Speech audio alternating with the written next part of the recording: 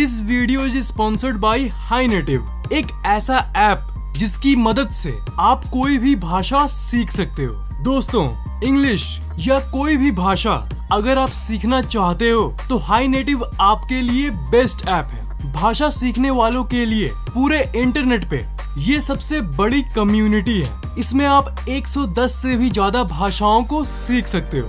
आप इंग्लिश की कोई भी शब्द को बोल के रिकॉर्ड करके पोस्ट कर दो, फिर वहाँ की कम्युनिटी ही आपको बताएगी कि उस शब्द को कैसे बोलना है। वहाँ की फ्रेंडली कम्युनिटी से आप पूछ सकोगे कि आपकी प्रोनाउंसिएशन सही है कि नहीं। सिर्फ भाषाओं के बारे में ही नहीं, किसी भी देश के कल्चर के बारे में आप यहाँ कोई भी क्वेश्चन पूछ सकते हो। इसमें प्रीमियम ऑप्शन भी अवेलेबल है। आप इस ऐप को फ्री में यूज कर सकते हो, पर अगर आपको पसंद आए तो आप इसका प्रीमियम वर्जन अपग्रेड कर सकते हो। तो अगर आप इंग्लिश सीखना चाहते हो तो ये आपके लिए बेस्ट ऐप है। इंग्लिश सीखने की बात सुनते ही कुछ लोग कहेंगे कि इंग्लिश को तुम इतना इम्पोर्टेंस क्यों दे रहे हो भाई, इंग्लिश तो सिर्फ एक भाषा है, इंग्लिश से किसी का तो सामर्थ्य तय नहीं होता। हाँ, ये बात तो सच है कि अगर कोई इंग्लिश जानता है तो वो महान नहीं बन जाता और हमें हिंदी को बढ़ावा देना चाहिए। पर फिर भी अगर असल जिंदगी को देखें तो आजकल की मेजॉरिटी लोगों की सोच वही हो गई है। वो आपकी बुद्धि को इंग्लिश से जोड़ते हैं और दुनिया के 80 से 90% लोग यही मानते हैं। इंग्लिश के जरिए आप किसी को भी इम्प्रेस कर सकते हो और इसी के चलते आपको बेसिक इंग्लिश तो आनी ही चाहिए। मैं जानता हूँ कि आपके अंदर की डर क्या है। आप यही सोच रहे होंगे कि अगर मैं गलत इंग्लिश बोल दिया तो क्या होगा। भाई, पहली बात तो डरोगे तो कुछ नहीं कर पाओगे, और क्या हो अगर मैं बोलूं कि आप अगर थोड़ा सा गलती इंग्लिश भी बोलोगे तब भी लोगों को सही लगेगा। जी हाँ, और ये होगा कॉन्फिडेंस के जरिए। आपके शरीर में ओजस नाम का एक तत्व होता है और वो ओजस सबके अंदर होता है, और ओजस इज इक्वल टू कॉन्फिडेंस। मतलब अगर आप एक कॉन्फिडेंट तरीके से कुछ भी बोलते हो तो लोगों को वो सही लगता है। ये है ओजस यानी कॉन्फिडेंस की शक्ति।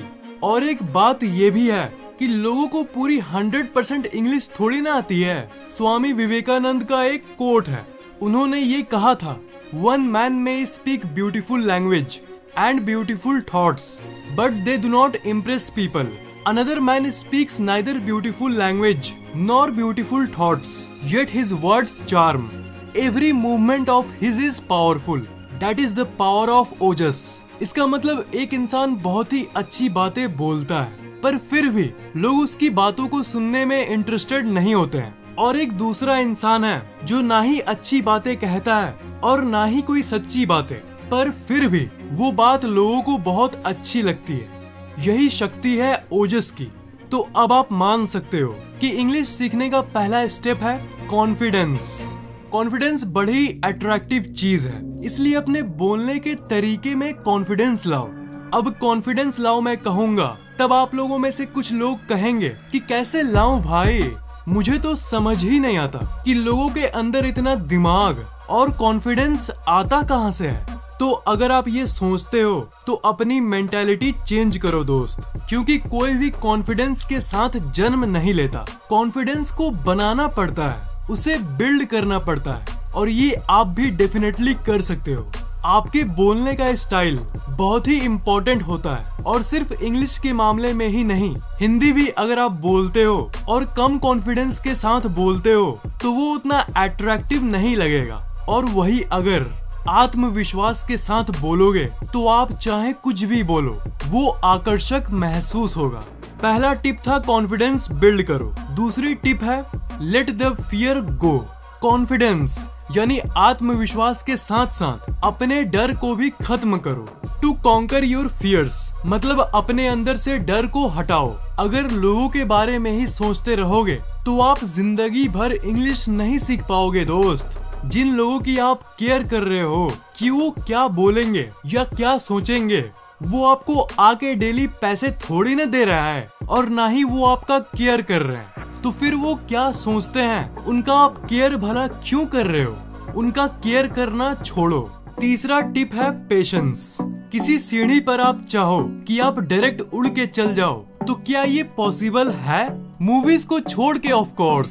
पर अगर असल जिंदगी में आपको ऊपर जाना है तो आपको पहला स्टेप लेना ही होगा। पहले गलतियां करोगे, बहुत करोगे, पर गलतियां से ही तो आप सीखते हो। कोई ऐसे इंसान को तो आप जरूर जानते होंगे जो बहुत अच्छा इंग्लिश बोलता है, तो उन्हें देखकर आप ये सोचते होंगे कि यार ये कैसे इतना अच्छा इंग्लिश बोलता है। जैसे आपका इंग्लिश टीचर या स्कूल की वो घमंडी लड़की जो हमेशा इंग्लिश झाड़ते रहती है। पर दोस्त, इस बात को आप क्यों भूल गए हो कि वो भी कभी जीरो से स्टार्ट किए थे। अगर आप चाहो तो आप दुनिया में कुछ भी कर सकते हो। तो इंग्लिश क्या चीज है? हाँ, अब आप कहोगे कि बोलना आसान है पर करना मुश्किल। यही तो प्रॉब्लम है। अगर आप यही कहोगे कि बोलना आसान है करना मुश्किल, इस नेगेटिव ख्याल को अपने पास रखोगे तो जाहिर है आप पहला स्टेप नहीं लोगे, और पहली ही नहीं लोगे तो आप अल्टीमेट जगह को कैसे हासिल करोगे। आप चाहे कितना भी मोटिवेशनल वीडियोस देख लो, ऐसे कुछ नहीं होने वाला। असल जिंदगी की सबसे बड़ी बात और रियलिस्टिक बात यही है कि आपको इंग्लिश को अपने असल जिंदगी में अप्लाई करना होगा। जो आपने नहीं किया तो आपको क्या करना होगा? आपको अपने आप को इंग्लिश से घेरे रखना होगा। इंग्लिश से अपने आप को घेरे रखोगे, इंग्लिश की वातावरण में रहोगे तो इंग्लिश खुद आने लग जाएगा। तो आप इंग्लिश की वातावरण में कैसे आ सकते हो? इसके लिए आप सिंपली इंग्लिश मूवीज देख सकते हो। इंग्लिश फिल्म्स आपकी जिंदगी पलट सकती है। मान लो आपकी इंग्लिश बहुत कमजोर है तो आप कहोगे कि इंग्लिश मूवीज देखने जाऊंगा मैं हॉल में तो मैं थोड़ी ना कुछ समझ पाऊंगा। तो फ्रेंड, यहाँ बात आती है एक्सप्रेशन की। किसी भी भाषा से ज्यादा, किसी भी भाषा से बढ़कर एक्सप्रेशन होती है। परफेक्ट ग्रामर तो बात की बात है। किसी भी भाषा का मेन काम होता है कम्युनिकेशन, यानी उस दूसरे इंसान की बातों को समझना। तो आप इंग्लिश मूवीज में जब एक्सप्रेशंस एंड बॉडी लैंग्वेज को देखते हो तब आप ऑटोमेटिकली ही उस इंग्लिश के स्वैग में ढलने लगते हो। मतलब यही है कि हर इंग्लिश के शब्द के साथ एक एक्सप्रेशन जुड़ी होती है और आप धीरे धीरे दोनों को रिलेट कर पाते हो। जैसे किसी ने कहा आई एम सैड मैन, तो देखो, तो इस टोन से ही आप पहली बात को समझ जा रहे हो कि ये दुखी है। और जनरली इस बात को सब जानते हैं कि सैड का मतलब होता है दुखी होना। तो इस लाइन को मूवीज में देखकर आपको भी यही बोलने का मन करेगा। ऐसा होता है ना कि मूवीज में आप जो देखते हो तो आपको वैसे ही करने का मन करता है। मैं एक बार ब्लैक पैंथर देखने गया था। तो ब्लैक पैंथर एक हेलमेट मास्क पहनता है। तो फिल्म खत्म होने के बाद जब मैं बाइक पर अपने दोस्त के साथ घर जाने बैठा और वो ब्लैक हेलमेट पहनने गया तो मुझे ब्लैक पैंथर वाला फील आने लगा। फिर मैंने अपने दोस्त को कहा, यो वकांडा फॉरएवर। तो ऐसा ही होता है, ये ह्यूमन नेचर होता है। तो आप फिल्म की डायलॉग्स को कॉपी करो और उसे बोलने की आदत डालो। दुखी हो तो बोलो दोस्त को आई एम सैड मैन, और जनरली बोलो हाय बड़े, यो व्हाट्स अप ब्रो। चौथा टिप है रूटीन हैबिट। आपको मैंने 21 दिन के बारे में बहुत बार बताया है, तो उसका फायदा यहाँ भी ले लो। आप ये चाहते हो कि जब भी आप किसी से बात करो तो आपके मुंह से ऑटोमेटिकली ही इंग्लिश निकल जाए। तो ये नॉर्मल कंडीशन में तो होगा नहीं, ये तभी होगा जब आप इंग्लिश बोलने की आदत डालोगे। तो आप 21 दिन तक डेली इंग्लिश की लाइंस को बोलते रहो और 22वें दिन आप ये नोटिस करोगे कि बात बात में ही आपके मुंह से इंग्लिश निकल रहा है। 21 दिन बाद इंग्लिश वर्ड्स आपके सबकॉन्शियस माइंड में बैठ जाती है, और एक बार वो वहाँ बैठ गई तो फिर उसे वहाँ से कोई नहीं निकाल सकता, और जिंदगी भर आपको वो इंग्लिश वर्ड्स याद रहेंगे। 1 2 3 4 5 6 7 आप आज तक भूले हो? नहीं ना। आपका दिमाग कितना भी कमजोर हो जाए, आपकी मेमोरी पावर की वॉट लग जाए, तब भी आप ये नहीं भूलोगे कि 1 के बाद 2 आता है, 2 के बाद 3 आता है, 3 के बाद बस। क्योंकि ये सब आपके सबकॉन्शियस माइंड में स्टोर्ड है और इसके लिए आपको सोचना नहीं पड़ता कि 4 के बाद 5 आता है, वो खुद ही मुंह से निकल जाता है। तो आपको पूरे इंग्लिश लैंग्वेज को उसी तरह आपके सबकॉन्शियस माइंड में सेट करना है, and this is possible by the 21 day habit. 5वां टिप है get more out of listening. आप इंग्लिश तभी बोल पाओगे जब आप लोगों को सुनोगे।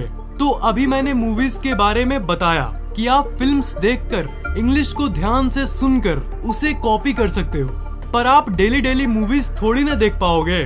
पर आप एक चीज का फायदा उठा सकते हो इंग्लिश सीखने के लिए, और वो है इंटरनेट। आर्टिकल्स पढ़ने कहूंगा तो वो आपको बोरिंग ही लगेगा, इज़न्ट इट? तो वीडियोस देख लो। जैसे आप कोई मोबाइल का रिव्यू देख रहे हो तो उसे इंग्लिश में देखो और सबटाइटल्स ऑन करके देखो। इंग्लिश फिल्म्स की ट्रेलर को हिंदी डब्ड देखने के बाद इंग्लिश वर्जन में देखो, ताकि आपको पता चले कि हिंदी में वो क्या बोला था और इंग्लिश में ये क्या बोल रहा है। मतलब इस वर्ड का मीनिंग ये होता है। और एक्टर्स का एक्सप्रेशन, बोलने का तरीका, ये सब ध्यान से नोटिस करो। तो यही था get more out of listening. Last tip, practice speaking for some duration. English सुनने के बाद अब बारी है बोलने की। जो आप सुने हो उसे डेली बैठ के कुछ मिनट बोलो, प्रैक्टिस करो। अगर सबके सामने बोलना थोड़ा ऑकवर्ड लगता है, तब धीरे धीरे अकेले में ही उसे कहते रहो और फिर जाके देखो कि वीडियोस में वो जैसे बोल रहा है आप वैसे ही बोल पा रहे हो कि नहीं। ये सब छोटी छोटी स्टेप्स लोगे तभी आप इंग्लिश सीख पाओगे। और अगर आप ये देखना चाहते हो कि आप इंग्लिश वर्ड को सही बोल रहे हो कि नहीं, तब आप मोबाइल एप्स का हेल्प ले सकते हो।